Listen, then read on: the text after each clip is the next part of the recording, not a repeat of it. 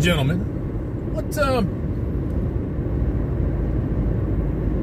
going on out there? How you doing? I'm chilling.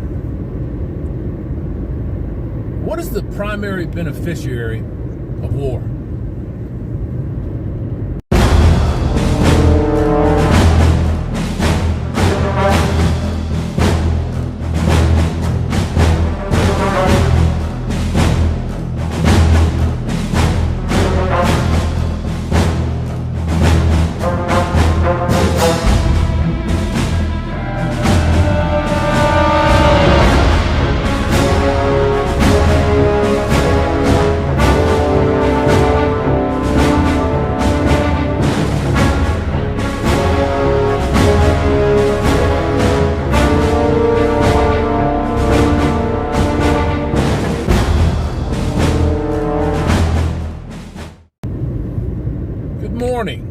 Good afternoon, good evening, gentlemen. Hammerhand, the MGTOW monk, back at you. One more again. Yo, man. Yo. So I'm sitting around thinking. I know that that's dangerous. I'm thinking to myself, there's a lot of things that go on with war. To call war an art, to me, is antithetical to creation. I understand why people do it. It's like, Trump in his book, The Art of the Deal, or any number of ways that people misplace words or meaning, attribute something to try to make it a little classier, a little bit better. War is one of those things. What is the chief function of war? Most people, I'll give you a minute. Think about that. What is the chief function of war? Most people will probably tell you, it's money, it's oil, it's resources. It's going and pushing your weight on some other country, on another adversary. It's creating an adversary for whatever reason.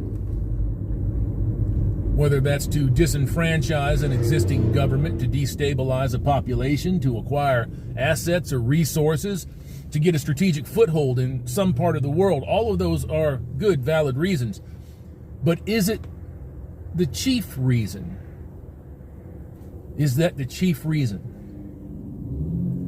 When I was sitting around doing a little looking, doing a little research, and doing a little thinking, something popped in this chrome dome of mine, this head of mine, and I thought that none of that was actually true. They're definitely awesome byproducts of war. And any one of them, I think, could be put at the head of the class, or at least in the conversation. But for me, I don't think the way that a lot of folks think. The chief beneficiary of war is gynocentrism. I know some of you will be like, what? What do you mean? Rolling your eyeballs and that's bullshit. Think about it. Men, think about it. Who goes to war? You do. Men do. What happens when you kill 50,000 men? No matter where they're at. What happens when you kill 50,000 people that were heads of household? What happens when you kill 100,000 men that showed up, that answered the call? What kind of man answers the call to serve in the military, to go to war? The exact kind of man that could upend you. That kind of man. The kind of man that thinks for himself, that is strong-willed, that when he gets in there, maybe he gets a little bit of a beating in boot. Maybe that first year or so doesn't go well, but once you shape and you mold human beings into these efficient warriors, you have to cull them. You can't have 100,000, 200,000 warriors with a warlike mentality running around, can you? That's why loyalty is such a despicable trait when it comes to people that run things. They don't care about your loyalty, only to them, and that only goes so far, especially when it starts to contradict some of the very fine edicts that militaries put forth, that they live by, that their soldiers live and die by. The chief beneficiary of war is gynocentrism. You kill these men, you stop men of this caliber from flowing into your system and taking over, and they will take over, make no mistake about it. And they'll do shit their way, not the politicians' way, not the Senate's way of old, not the Greek way, not the Roman way. You think about that. Gynocentrism, feminism, communism, Marxism, all of these ists and isms get stronger, while the very thing that was set up for you to defend your country is actually weakening your country. Now, I'm not saying that it's not a good idea to have a prepared military, a standing army, or several. I'm not saying that that's not a good thing. What I'm saying is that when it gets too big, when it gets too complacent, too fat, they cull the herd. They start wars. It's one of the reasons that they really, really hated Donald Trump. Donald Trump is very anti-war. We don't have any new conflicts in Donald Trump's presidency, which by all accounts is coming to an end. And they hate that. You better bet your ass right this second, these people in Washington, D.C., these people that are located in Frankfurt, these people that are located in Brussels, all of these folks in London, they're all sitting around right now, mouths watering, fingers twisting, deciding who they're going to destroy and what war they're going to launch against somebody somewhere. And what purpose does it serve? It serves to call out the strongest men. Now you'll say, well, wait a minute, Hammer. You've got millions of guys that have returned from war. Well, do you? No. You have tens of thousands, maybe 100,000 men that have returned to war. Active duty inside of a war zone is not war. Your actual warriors are very few and far in between. They don't exist for the most part. They're ghosts, or they're dead. Those are the kind of men that gynocentrism seeks to cull from the herd. Then why? It's not just gynocentrism. I don't want to just point the finger at females or the female-centric and say, see, it's all them. It's not all them. They're working with elements of your government. They're working with these psychopaths all over the world. Feminism all over the world is one big quivering spasm. It doesn't really know what it's doing or where it's going. It just understands that the suppression of men for the empowerment of women and all that fucking money that comes with it via governments, via private donations, all that money has to keep coming. Because if it doesn't, all that power goes away or shifts to someone else or something else. Make no mistake about it, gentlemen. Gynocentrism is the number one beneficiary of war, of any type of conflict between men and nations. You don't see 50,000 females going out there with M16s, inhabiting the front lines and doing the killing and being killed. You don't see that, and you will never, ever see that. You'll see the very few females that can get out there and do their fucking thing. And if they're doing the thing, if they're hauling the fucking mail, if they're towing the line, congratulations, more power to you. Remember that you signed on the dotted line. Don't want to hear nothing else. Okay, because there ain't no man that I've ever seen that needs to be patted on the fucking back for doing the exact same thing, more of it and better. And them's is facts. Gentlemen, them's is facts. The number one beneficiary of war is gynocentrism. Plain and simple.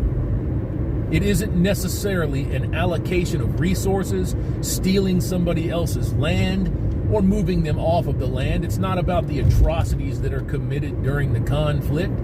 I always took issue with war crime War's not criminal enough. Fucking war crime. I always thought that was such a funny phrase. Well, they're doing these terrible things inside of war. Wait, what the fuck is war? What's war? What's the slaughter of whole populations? That's not criminal? Of course it's criminal.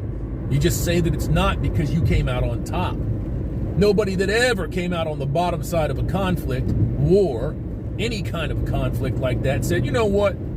Man, that was just desserts. We got that shit. Nobody ever said that. Never. I've never heard it. And don't conflate that with respecting your enemy or not kicking your enemy while they're down. It's not the same thing. It's a savage ass fucking dark cloud hanging over us right now. Sunny as fuck in that big old dark cloud. That's weird. Gentlemen, the main beneficiary, I'm going to say it one more time. The main beneficiary of war is gynocentrism. The main beneficiary of men killing men is gynocentrism. Gentlemen, I apologize for cutting out like that, but ran out of room on this here wonderful phone. So yeah, as I was saying, the main beneficiary of war is gynocentrism. And you have to understand what that means. You take those strong, silent types, you take all of those people that volunteer to go into the service. Not everybody that volunteers to go into the service is a warrior, man. A lot of them are going in there because they feel civic duties. They feel responsibilities towards the country. They want that GI Bill. They want that college money. They want that training so that they can get back out into the world and do something productive without having to go and do menial, nothing-ass, minutia-filled jobs. It's what they want.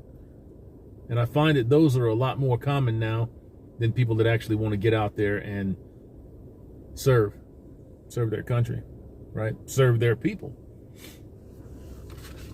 Life is funny. Cheers.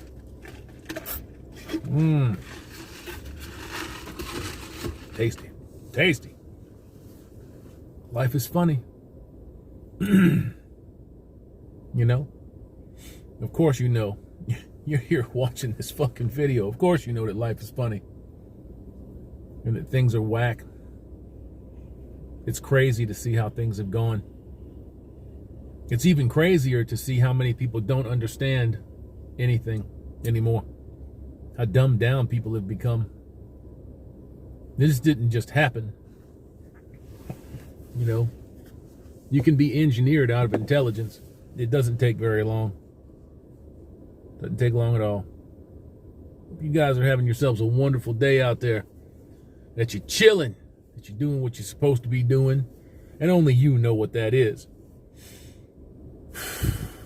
I'm sitting over here at Wally World, taking my mother to get her a prescription so she can get a little bit of a lung infection cleared up.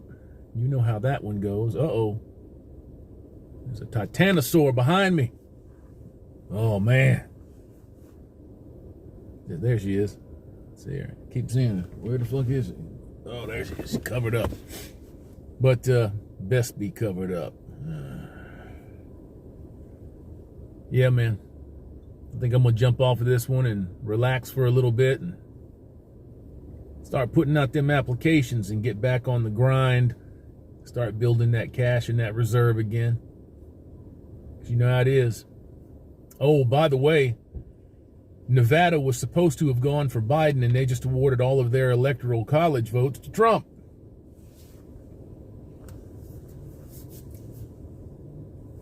We'll see how it goes.